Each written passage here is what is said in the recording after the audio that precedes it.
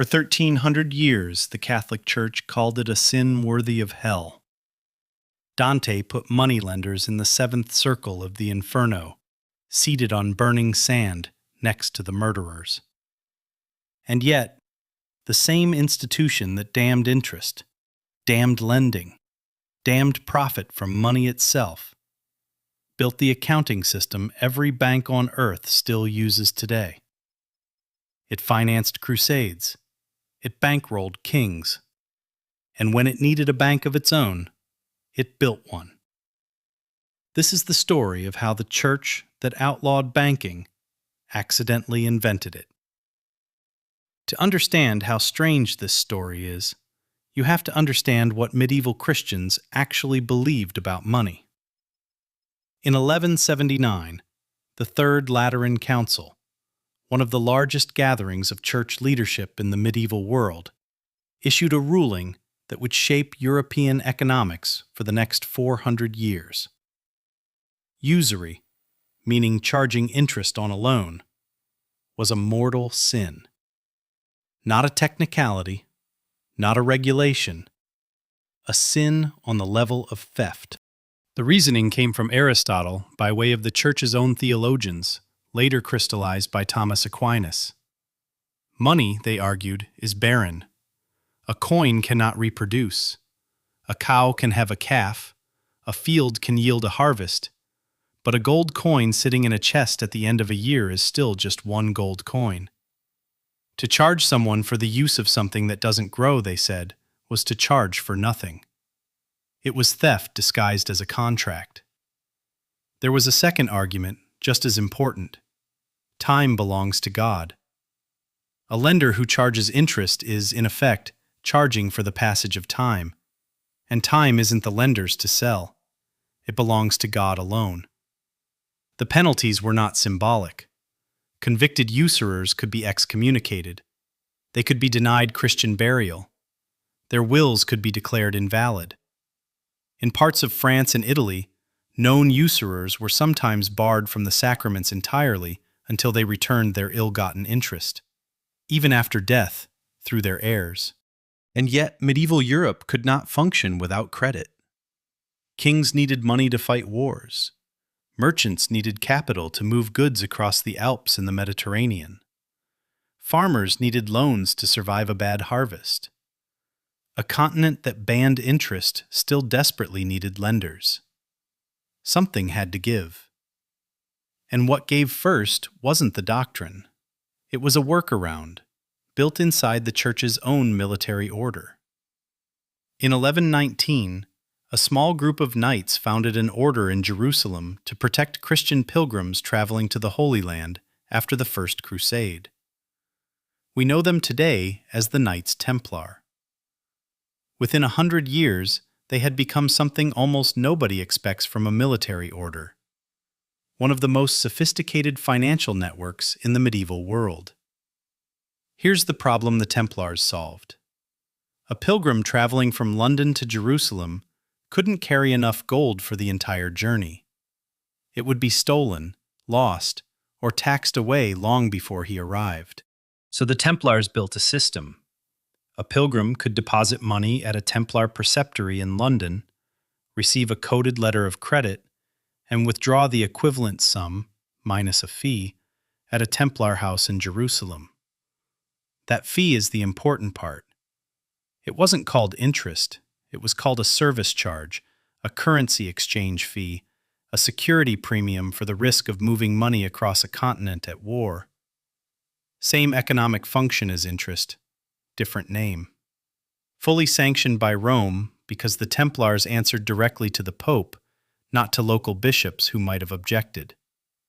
The Templars grew so large and so trusted that kings began depositing royal treasuries with them. The temple in Paris functioned, for a time, as something close to a central bank for the French crown. Templar preceptories held mortgages, managed estates, and moved money across borders more reliably than most sovereign governments could manage on their own. It's worth pausing on the irony here.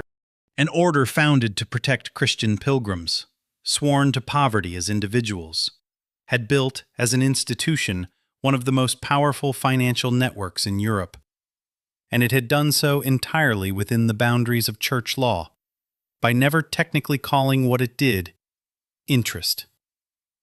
This is the pattern you'll see again and again in this story. The doctrine never really changed. The language around it did. And in the 13th century, it wasn't soldiers who perfected that language. It was merchants. By the 1200s, the center of European finance had shifted to Italy, to Florence, Siena, and Genoa, where merchant families were moving goods and money across the entire Mediterranean world. These merchants faced the same problem as the Templars. They needed to lend and borrow to finance trade, but the church still called interest a sin.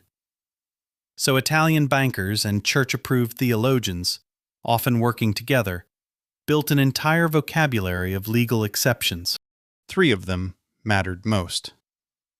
Damnum emergens, the loss that occurs. If lending you money caused the lender to miss out on his own business opportunity, he could be compensated for that loss. Not interest, compensation. Lucrum cessans, the profit that stops. If a merchant had to withdraw capital from his own trading venture to lend it to you, he could charge for the profit he would have made had he kept it invested. Not interest, opportunity cost. The triple contract, a genuinely clever structure built on these same Italian partnership principles and refined most famously by German banking houses like the Fuggers in the early 1500s. An investor didn't lend money at all. Instead, he bought a share in a business venture, insured that share against loss for a fee, and sold a third party the right to the profits above a fixed amount.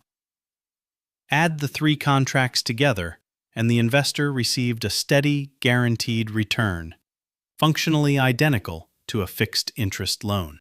Each individual contract was legal on its own, so the whole structure passed church scrutiny, right up until a formal University of Ingolstadt disputation in 1515 forced theologians to rule on it directly.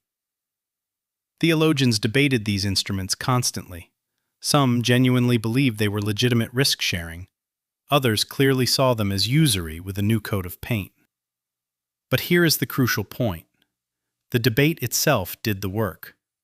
As long as reasonable churchmen could argue a transaction wasn't technically usury, merchant bankers had the legal cover to operate at enormous scale.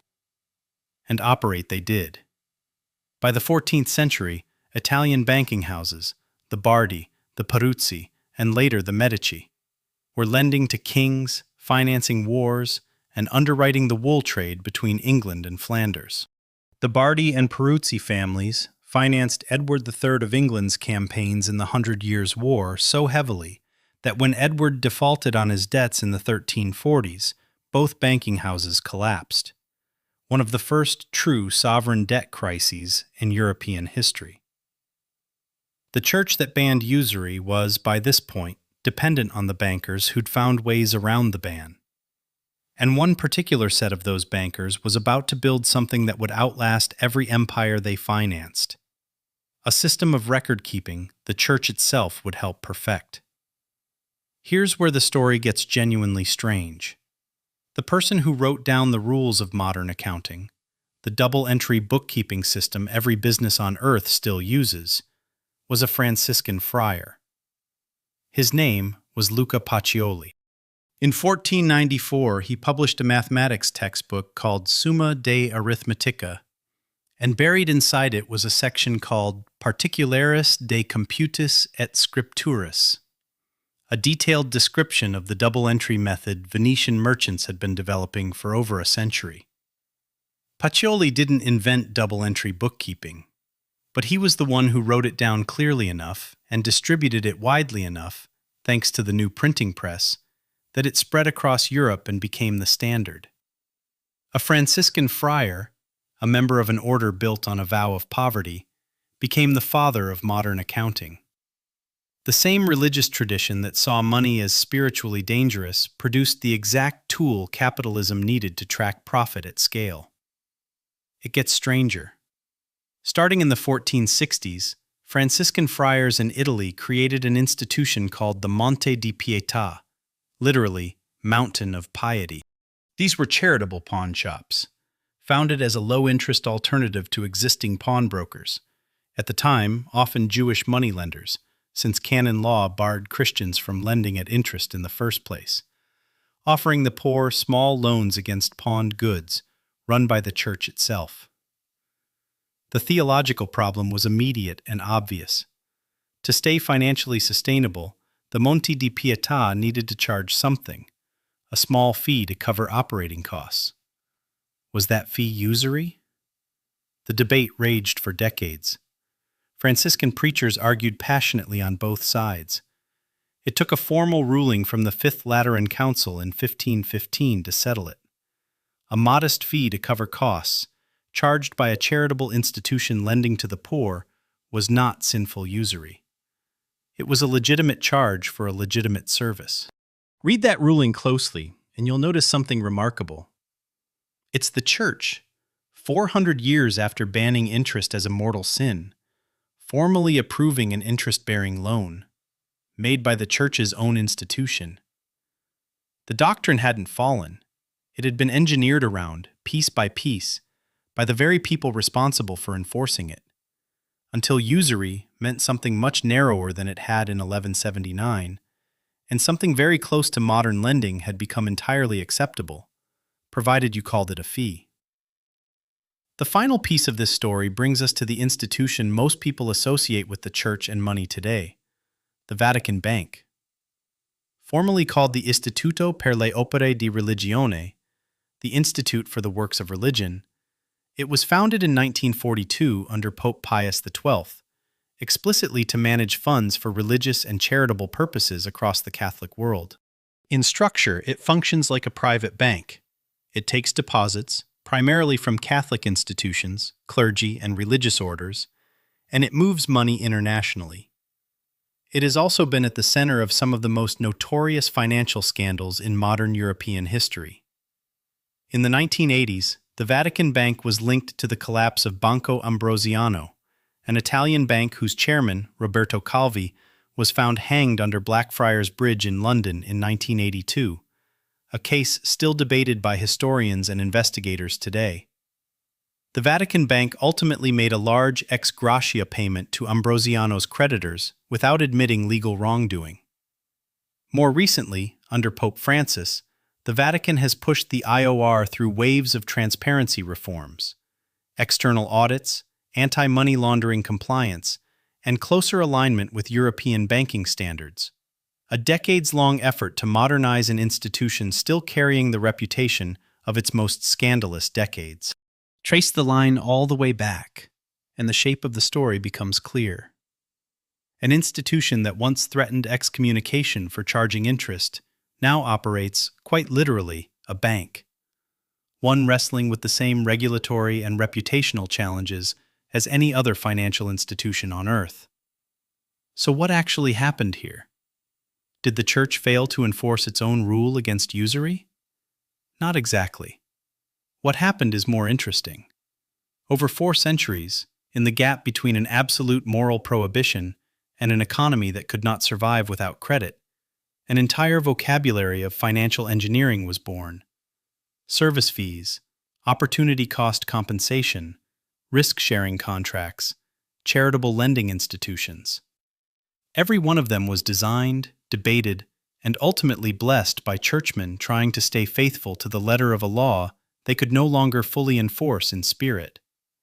Letters of credit, bills of exchange, double-entry bookkeeping, charitable microlending, structured products that separate risk from return. These aren't just medieval curiosities. They are, in recognizable form, the building blocks of the modern financial system.